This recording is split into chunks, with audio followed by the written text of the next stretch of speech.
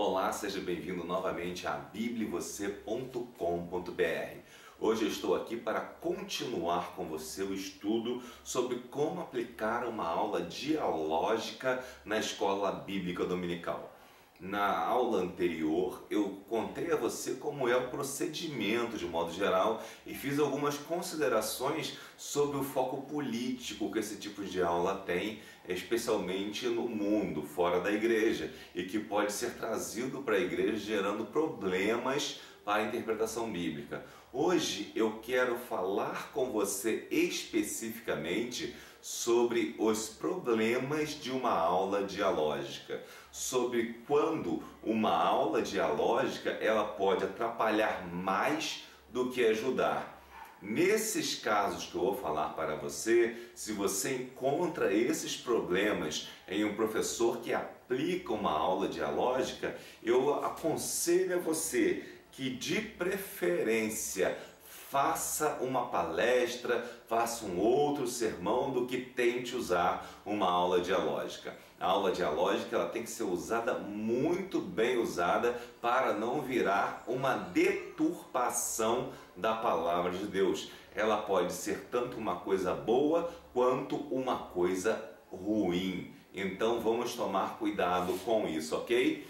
Então a primeira coisa que eu quero fazer com vocês é pensar sobre esses problemas da aula dialógica, e o primeiro problema está exatamente em achar que todo mundo tem que se expressar livremente.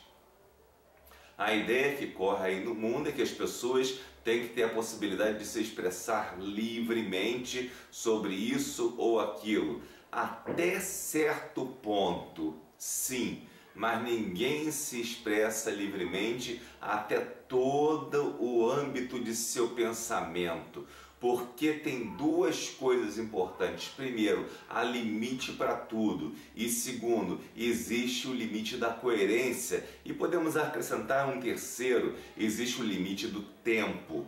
Ora, você não tem todo o tempo do mundo para que todo mundo possa falar o que pensa livremente. Então você tem que ter uma regra sobre certas coisas. Às vezes você tem que cortar algumas falas porque estão fugindo do assunto original. Então, se você pegar e levar radicalmente essa ideia de que todo mundo tem que se expressar livremente, você está prejudicando o estudo bíblico.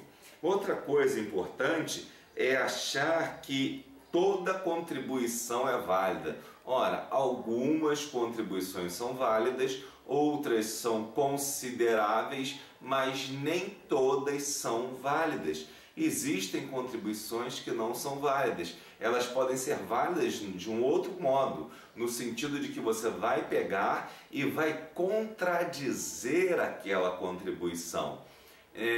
A ideia de que toda contribuição é válida muitas vezes carrega em si a ideia de que você tem que aceitar aquela contribuição. Não. Quando uma pessoa dá uma contribuição de um argumento numa aula dialógica, ela está expondo aquele argumento a uma crítica.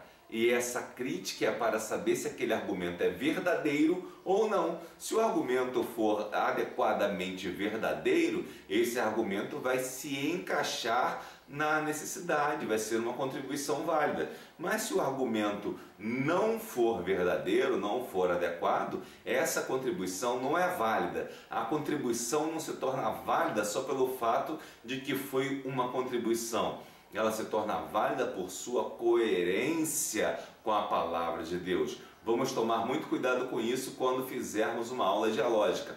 Por isso, uma aula dialógica precisa de um professor preparado para dirigir essa aula, ok? Interessante também é que, às vezes, numa aula dialógica, corremos num incidente e num erro terrível, que é confiar demais no status do professor ou do aluno.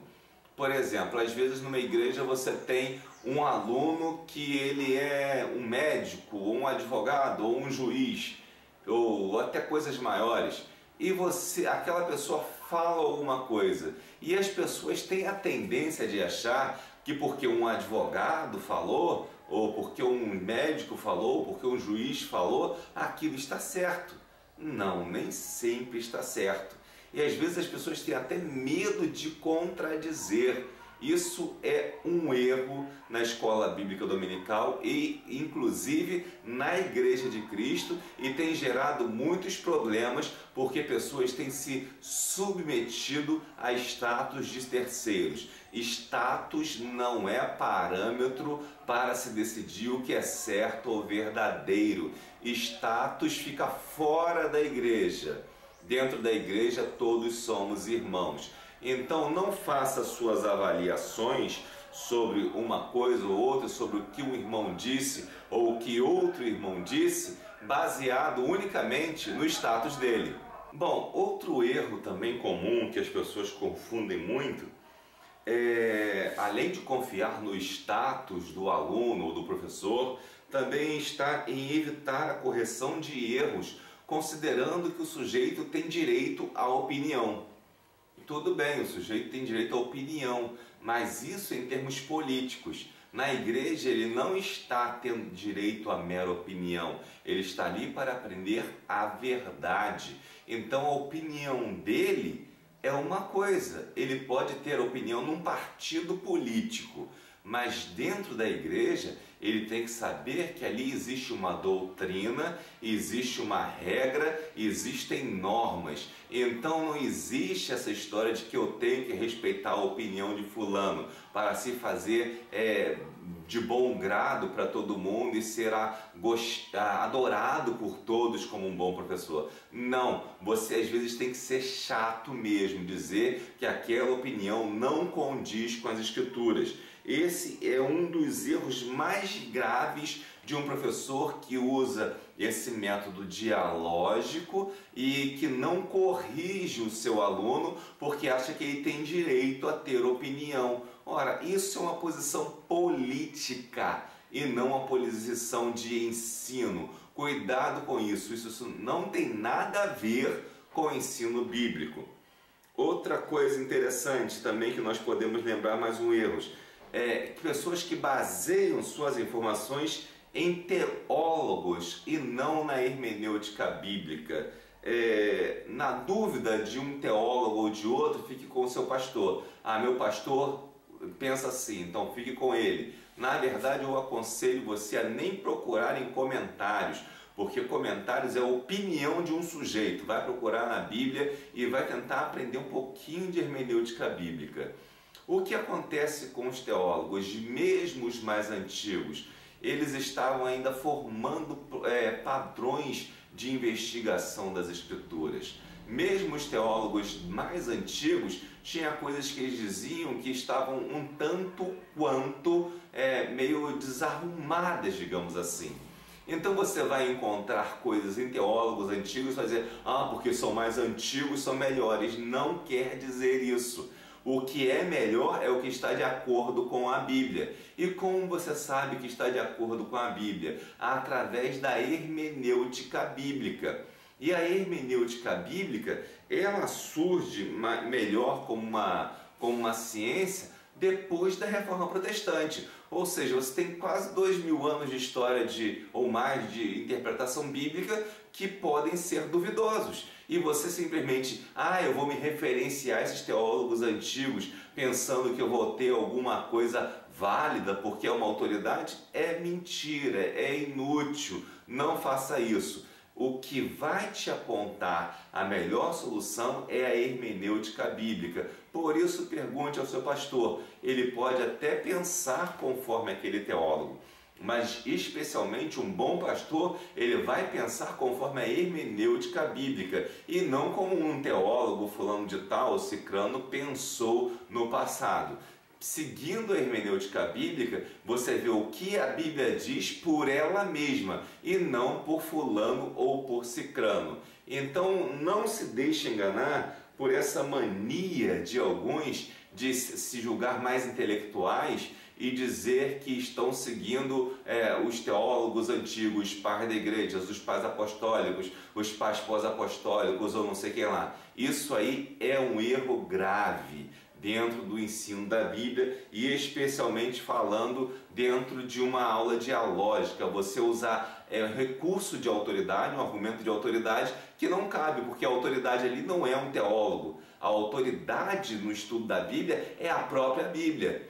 Então, por isso, é mais importante a hermenêutica do que o estudo de um teólogo lá, de não sei quando, o que ele disse ou o que ele não disse. Por exemplo, uns teólogos dizem que os anjos vieram tomar um corpo e coabitaram com as mulheres e criaram gigantes. Isso aí, dentro da hermenêutica bíblica, é derrubado categoricamente. Mas muitos teólogos antigos pensaram assim, até porque a hermenêutica deles tinha várias falhas. Então não se deixe levar por certas ideias. Agora, um detalhe, se seu pastor pensa que é assim, aí é com o seu pastor, tá bom?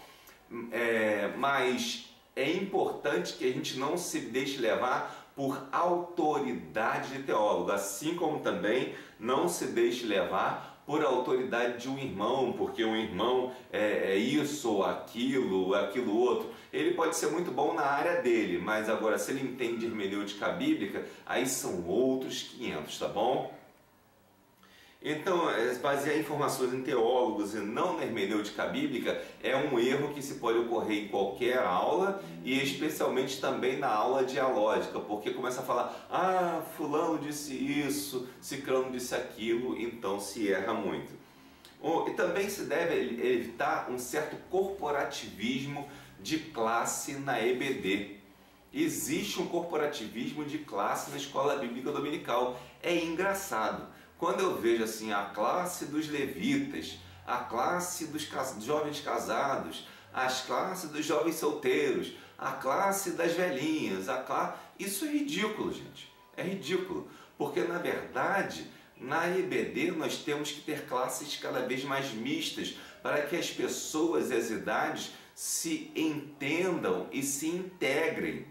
Quando você gera uma classe de interesse específico, você está desagregando a igreja. Você agrega um grupo e desagrega aquele grupo de todo o contexto da igreja. Olha só que perigo que você faz com isso. Você agrega um grupo a ele mesmo e o desagrega de todo o contexto da igreja.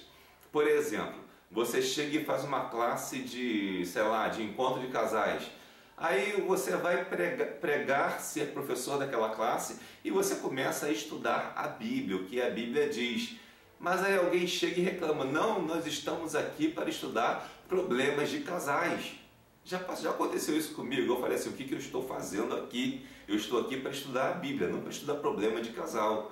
O problema de casal, ele é consequência, vai ser abençoado pelo estudo da Bíblia. E não porque você está estudando problemas de casal. Isso aí já virou o quê? Psicologização das escrituras. Então não caia nessa balela de gerar um corporativismo dentro da escola bíblica dominical. Aí na classe de levita os caras começam a falar que eles louvam isso, louvam aquilo, começam a falar só de louvor. Tudo tem que se circular em torno de louvor, que na verdade música não é louvor, tá bom? E levita também não é músico. Levita é outra coisa. O zelador da igreja pode ser considerado um exemplo de levita mais do que um músico, tá bom? Então vamos tomar cuidado com isso. Mas isso é outras considerações que não vou entrar em detalhes aqui. E é interessante a gente pensar que esse tipo de coisa, esse tipo de comportamento, esse tipo de corporativismo vai destruindo, minando o conhecimento bíblico das pessoas, porque elas tomam um conhecimento bíblico fragmentado e, na verdade, gera panelas, na verdade. Esse termo panelas, no Brasil, para quem esteja vendo o vídeo em outro lugar, significa grupos fechados de muito interesse e que se ajudam mutuamente, né? São exatamente corporações. Então cuidado com isso, não crie panelas ou corporações na escola bíblica dominical, mas crie sim um grupo de estudo heterogêneo, onde as pessoas possam estudar e aprender melhor. Um detalhe, para crianças e adolescentes e até um pouquinho de certa idade dos jovens, isso é desejável, pois eles têm certas características que precisam ser trabalhadas melhor e que não vão se unir muito facilmente às outras faixas etárias. Mas adultos, você não deve dividir. Eu posso até participar de uma igreja que divida nesse contexto, mas eu não concordo com isso. Eu estou dando a minha opinião, não o que a igreja que eu participo ou que participei fizeram. É assim que deve ser. As classes devem ser heterogêneas. De preferência até que os jovens já se misturem com os adultos, gradativamente, conforme forem saindo da adolescência. Bom, mas isso aí são outros detalhes também mais à frente para se estudar. Vamos continuar no nosso tema, que é os erros de uma aula dialógica. Outro erro da aula da dialógica é o culto à personalidade do professor. Tem um professor que quer ser muito simpático, quer ser muito liberal, quer deixar todo mundo falar, todo mundo ter razão, todo mundo é legal, ele tem uma fala bonita, tem aquele negócio cativante, ele une todo mundo. Beleza, é um cara que faz um trabalho de agregação, mas ele não ensina a Bíblia. Porque para ensinar a Bíblia, você tem que ser desagradável muitas vezes. Ele pode até ensinar muito bem como ser um bom amigo, como ser um colega, como isso ou aquilo, mas não ensina a Bíblia. Porque se ele agrada todo mundo, ele não está ensinando a Bíblia. Então esse é um grande erro também de alguns que usam a aula dialógica e querem ser agradáveis com todo mundo, querem ser pessoas que sejam muito boas, e as pessoas acabam cultuando a personalidade daquele sujeito. Fulano é tão bonzinho, fulano é tão perfeito.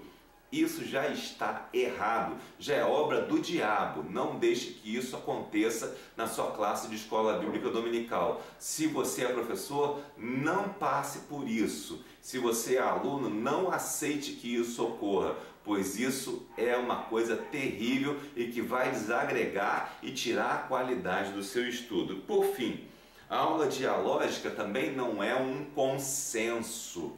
Nós não estamos ali na escola bíblica dominical para chegar a um consenso sobre a Bíblia. Consenso significa que você, eu acho isso, eu acho aquilo, a gente bota aqui mais ou menos alguma coisa e acha que é. Ora, quando você pensa alguma coisa sobre a Bíblia, você tem que pensar a verdade e não mais ou menos. A verdade, ela é ou não é.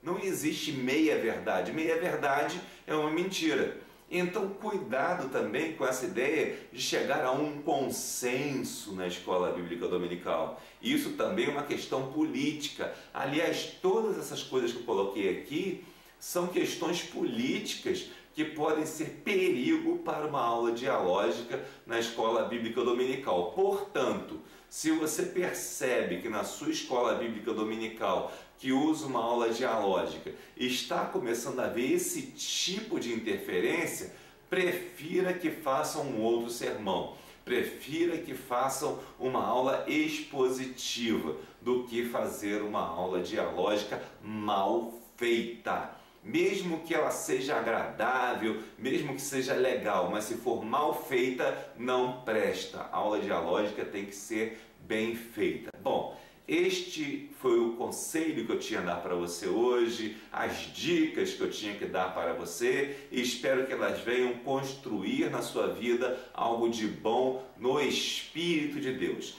Que Deus o abençoe e fortaleça a sua vida em nome de Jesus. Volte a estar conosco em abibliavocê.com.br e esteja também conosco no nosso site servos.net.br. Neste site eu vou colocar alguns exercícios que você vai poder responder sobre estes vídeos que estou postando, e conforme você faça cada curso, você vai poder receber um certificado por e-mail que você foi avaliado quanto àquele conhecimento. Que Deus o abençoe rica e abundante.